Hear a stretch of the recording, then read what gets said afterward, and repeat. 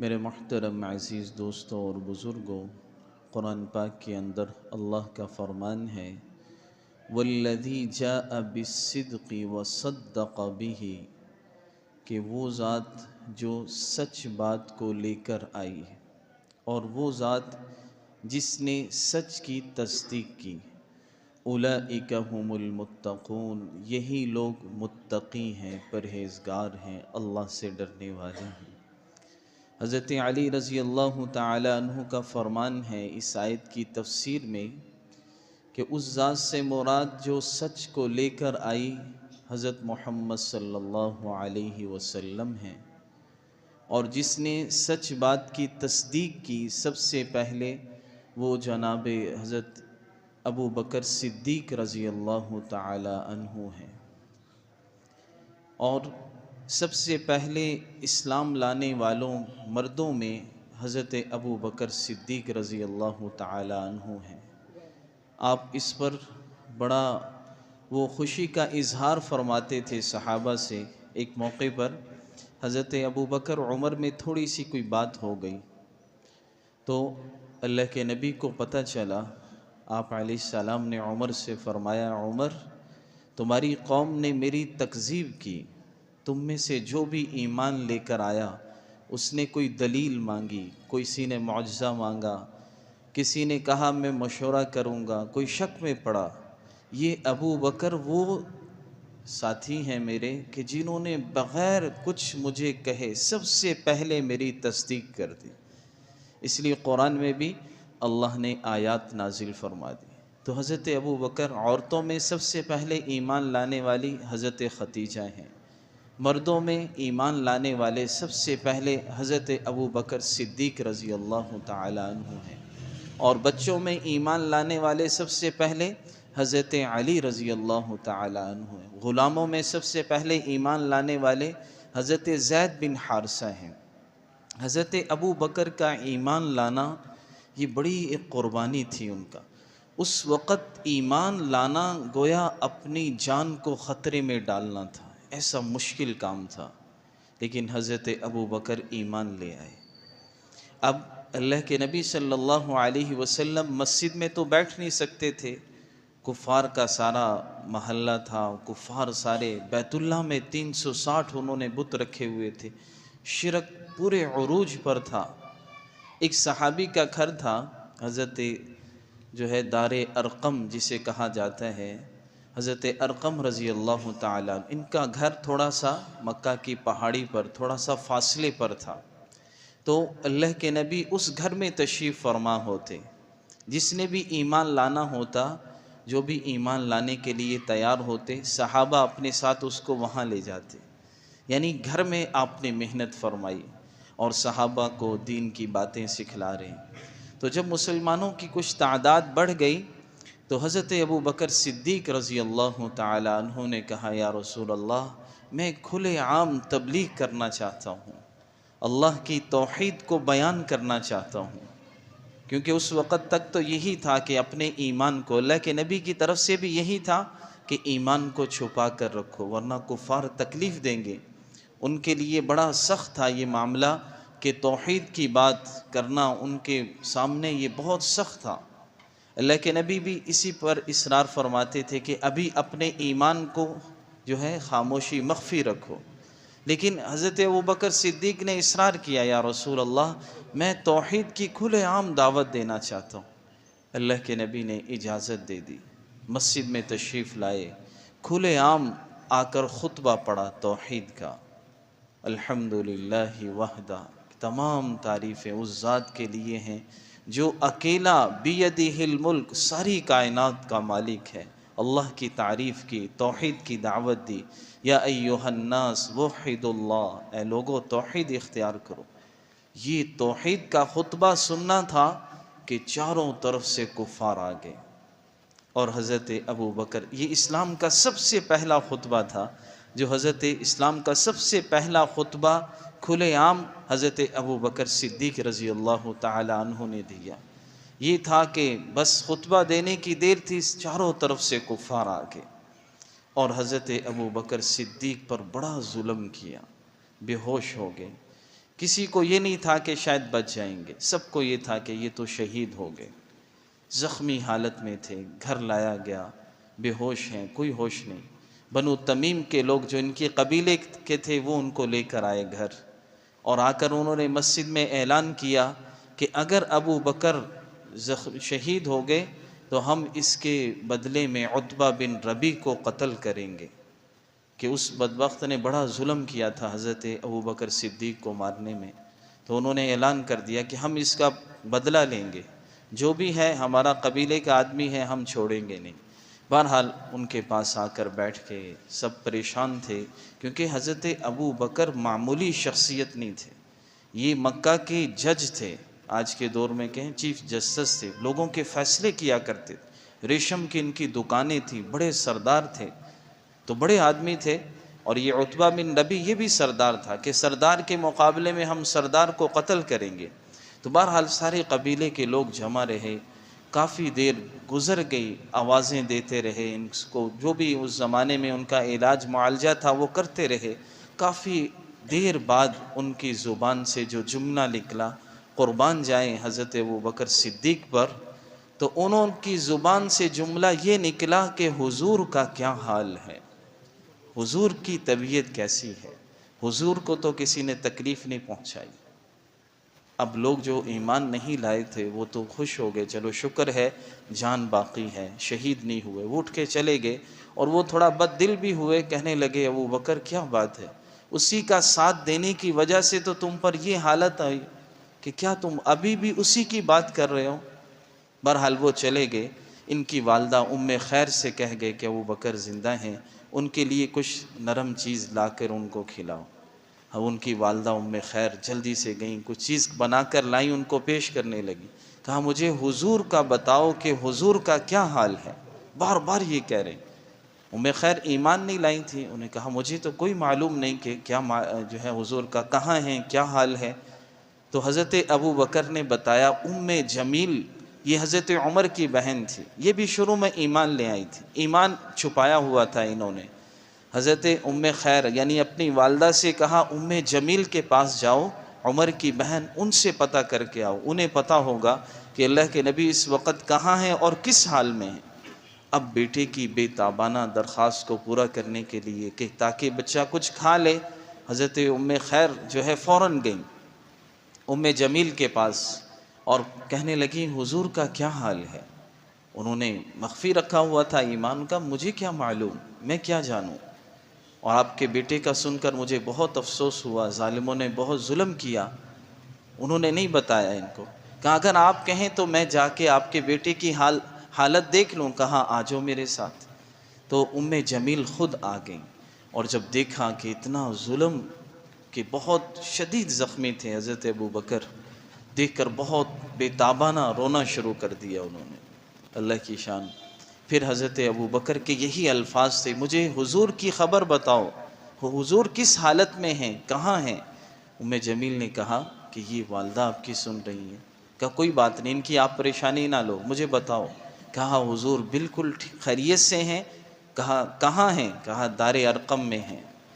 تو اس موقع پر عجیب قربان جائیں کیسی حضرت ابو بکر کو حضور سے محبت تھی، حالت کیا ہے، قسم کھا لی کہ میں قسم کھاتا ہوں اس وقت تک کچھ نہیں کھاؤں گا جب تک اللہ کے نبی کی زیارت نہ کر لوں، ان کی جو ہے خیریت دریافت نہ کر لوں۔ اب اللہ کی شان، والدہ پریشان ہیں، ابھی کچھ وقت باقی تھا لوگوں کا آمد و رفت کا، تو انہوں نے انتظار کیا۔ جب رات کا کافی حصہ گزر گیا، معلوم تھا کہ دوبارہ میں ادھر لے کے جاؤں گی تو کوئی دوبارہ تکلیف نہ پہنچا دے، تو رات کا کافی حصہ گزر گیا، لوگوں کی آمد و رفت بند ہو گئی۔ اس وقت حضرت ابو بکر صدیق کو اللہ کے نبی کے پاس دار ارقم جو صحابی کا گھر تھا وہاں لے جایا گیا، اور وہاں لے جا کر اللہ کے نبی صلی اللہ علیہ وسلم نے کھڑے ہو کر استقبال کیا، گلے سے لگا لیا، دونوں بے تحاشا روئے، بہت روئے، اللہ کے نبی بھی اور حضرت ابو بکر صدیق بھی، اور پریشان ہیں کہ کیا تمہارا حال کر دیا۔ بہرحال جو ہے اس موقع پر پھر حضرت ابو بکر صدیق رضی اللہ تعالی عنہ نے کچھ تناول فرمایا، اور ساتھ کہا یا رسول اللہ یہ میری والدہ ہیں، ام خیر ان کا نام ہے، ان کے لیے دعا فرما دیں۔ اللہ کے نبی نے فوراً دعا فرمائی اور پھر ان کو اسلام کی تبلیغ کی تو وہ بھی ایمان لے آئیں۔ تو بہرحال حضرت ابو بکر وہ واحد صحابی ہیں کہ خود بھی ایمان لائے، ان کی والدہ بھی، والد بھی، بیٹے بھی اور پوتے بھی صحابی، یعنی چار، ایسا کوئی صحابی نہیں ہے کہ جن کا والد بھی صحابی ہو، خود بھی صحابی ہوں، بیٹے بھی اور پوتے بھی، سارے صحابی تھے۔ اللہ نے یہ ان کو شان بخشی۔ بہرحال حضرت ابو بکر صدیق رضی اللہ تعالیٰ عنہ کے بارے میں آپ نے فرمایا کہ ان کا اسلام ایسا خوبصورت تھا کہ فرمایا انہوں نے جتنا میرا ساتھ دیا اور انہوں نے جتنا میرے اوپر مال خرچ کیا اتنا کسی نے نہیں کیا، اور سب نے جو جو میرے اوپر احسان کیے سب کا بدلہ میں نے دنیا ہی میں دے دیا، لیکن یہ ابو بکر ہیں، ان کے اتنے میرے اوپر احسانات ہیں کہ میں دنیا میں نہیں دے سکا، آخرت میں اللہ سے ان احسانات کا بدلہ میں چکاؤں گا۔ اور اللہ کے نبی ان سے بڑی محبت فرما دی۔ اب اسلام لائے تو اسلام لانے کے بعد حضور کے دستے بازو بن گئے، حضور کے کام میں شامل ہو گئے، حضور کے ہر وقت حضور کے ساتھ تھے، حضر سفر میں ہر وقت اللہ کے نبی صلی اللہ علیہ وسلم کے ساتھ رہتے تھے۔ بڑے بڑے صحابہ جو ان کے دوست تھے، جو ان کے جاننے والے تھے، ایمان لانے کے بعد فوراً ان کے پاس گئے۔ حضرت عثمان بن عفان جو مسلمانوں کے تیسرے خلیفہ ہیں، یہ ان کے دوست تھے حضرت ابو بکر کے، ایمان لانے کے بعد فوراً ان کے پاس گئے۔ حضرت عثمان بھی بڑے باکردار باحیا انسان تھے۔ اللہ کے نبی صلی اللہ علیہ وسلم نے فرمایا کہ عثمان ایسا شخص ہے کہ آسمان کے فرشتے بھی اس سے حیا کرتے ہیں۔ تو فوراً حضرت عثمان کے پاس گئے، عثمان بھی ان کی دعوت پر ایمان لے آئے، انہیں اللہ کے نبی کی مجلس میں لائے۔ بڑے بڑے صحابہ زبیر بن عوام، حضرت عبد الرحمن بن عوف، طلحہ بن عبید اللہ، سعد بن ابی وقاص، یہ ایک لمبی فہرست ہے مشہور بڑے بڑے صحابہ کہ جو حضرت ابو بکر صدیق رضی اللہ تعالی عنہ کی دعوت پر ایمان لے کر آئے۔ اور ایک وصف ان کا تھا کہ بہت غلاموں کو آزاد فرماتے تھے۔ مکہ میں 7 غلام ایسے تھے جو مسلمان ہو چکے تھے لیکن کفار کے غلام تھے، کفار انہیں بڑی سخت تکلیفیں دیتے تھے۔ حضرت بلال رضی اللہ تعالیٰ عنہ بھی انہی میں تھے، وہ ایمان لا چکے تھے، کفار بہت زیادہ ان کو تکلیفیں دے رہے تھے، تو انہوں نے بڑی بھاری رقم ادا کر کے حضرت بلال رضی اللہ تعالیٰ عنہ کو خریدا اور خرید کر آزاد کر دیا۔ قرآن کی آیات نازل ہو گئیں، وَسَيُجَنَّبُهَا الْأَتْقَى، کہ ان قریب ہم اس شخص کو آگ سے بچائیں گے جو متقی ہے، الَّذِي يُؤْتِي مَالَهُ، جو اپنا مال اس لیے خرچ کرتا ہے يَتَزَكَّى، تاکہ وہ پاکیزگی حاصل کرے۔ ان کے والد تھے ابو قحافہ، وہ کہنے لگے ایک موقع پر، ابو بکر اتنے غلام آزاد کر کے تم جو ہے خرید کر آزاد کرتے ہو، اس کے بجائے تم ان غریب لوگوں کو نہ خرچ کیا کرو، بلکہ جو ہے مشہور غلام ہیں، بڑے طاقتور ہیں، ان کو آزاد کر کے جو ہے ان کو خرید کے آزاد کیا کرو تاکہ وہ تمہاری حفاظت کر سکیں، کسی موقع پر تمہارا ساتھ دے سکے۔ تو حضرت ابو بکر نے فرمایا کہ والد محترم، میں تو یہ سب اللہ کی رضا کے لیے کرتا ہوں۔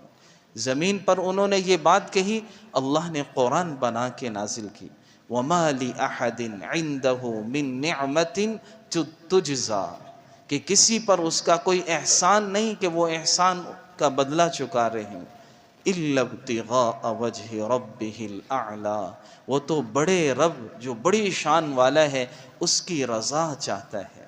اللہ نے آگے عجیب بات فرمائی، فرمایا وَلَسَوْفَ يَرْضَى، اللہ کی رضا حضرت ابو بکر چاہتے ہیں، ان قریب ہم ابو بکر کو ایسا بدلہ دیں گے کہ یہ راضی ہو جائیں گے، اللہ ان سے راضی ہو جائیں گے۔ تو بہرحال حضرت ابو بکر رضی اللہ تعالیٰ عنہ نے اسلام کے لیے، دین کے لیے بڑی قربانیاں دی، ہر موقع پر اللہ کے نبی کا ساتھ دیتے تھے، کبھی بھی اللہ کے نبی سے جدا نہیں ہوتے تھے، ہر موقع پر ہر قربانی دینے کے لیے تیار رہتے تھے۔ ایک موقع پر غزوہ تبوک کا سفر تھا، کافی لمبا سفر تھا، مسلمانوں کے حالات اس وقت بڑے کمزور تھے، باغات مدینہ میں تھے وہ سب پکے ہوئے تھے، کٹائی کا موقع تھا، کیونکہ اس سے ساری ان کی آمدنی تھی، وہی ان کا ذریعہ معاش تھا، تو وہ بالکل کھجوریں پکی ہوئی تھیں۔